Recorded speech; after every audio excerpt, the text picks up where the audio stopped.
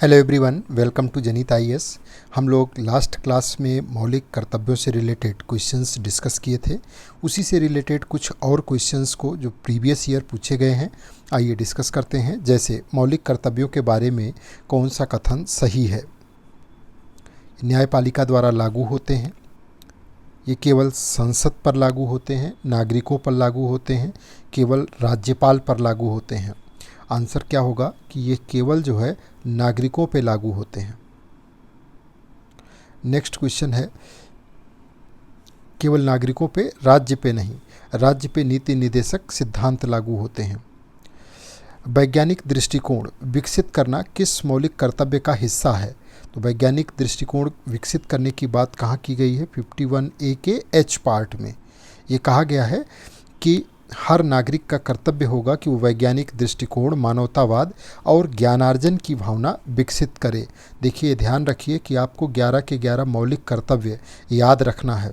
यहाँ से भी क्वेश्चन पूछे जाते हैं और इस तरीके के प्रश्न भी पूछे जाते हैं। मौलिक कर्तव्यों के उल्लंघन पर क्या दंड दिया जाता है? तो इसमें है कि संविधान में प्रत्यक्ष प्रावधान है, संसद को कानून बनाने का अधिकार है, राष्ट्रपति सीधे दंडित कर सकते हैं, कोई दंड का प्रावधान नहीं है। आंसर होगा संसद को कानून बनाने का अधिकार है। जैसे ध्वज संहिता बनाई गई है तो ये संविधान में सीधे दंड का प्रावधान नहीं किया गया है, परंतु संसद कानून बना करके इन्हें लागू कर सकती है। नेक्स्ट क्वेश्चन है कि मौलिक कर्तव्यों में से कौन सा पर्यावरण से जुड़ा हुआ है?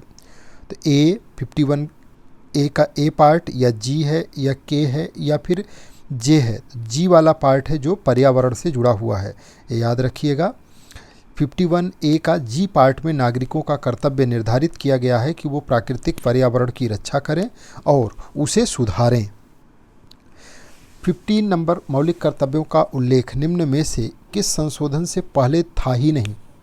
तो 42वां संविधान संशोधन अधिनियम 1976 के द्वारा मौलिक कर्तव्यों को स्वर्ण सिंह समिति की सिफारिश पे जोड़ा गया, उससे पहले नहीं था। आंसर ए हो जाएगा, यानी 42वें संशोधन से पहले ये संविधान का हिस्सा नहीं थे। सार्वजनिक संपत्ति की रक्षा करना किस मौलिक कर्तव्य का हिस्सा है? तो ये है 51A का I पार्ट, जो सार्वजनिक संपत्ति की रक्षा की बात करता है कि प्रत्येक नागरिक का ये कर्तव्य होगा कि वो सार्वजनिक संपत्ति की रक्षा करे और हिंसा से बचे। मौलिक कर्तव्य नागरिकों को संविधान और लोकतंत्र की सुरक्षा हेतु प्रेरित करते हैं, ये कथन किसने दिया है? मौलिक कर्तव्य नागरिकों को संविधान और लोकतंत्र की रक्षा के लिए प्रेरित करते हैं, इंदिरा गांधी जी। उन्होंने इसे जोड़ा और उन्हीं का ये स्टेटमेंट था। 42वें संशोधन द्वारा मौलिक कर्तव्यों को इंदिरा जी ने संविधान में ऐड करवाया।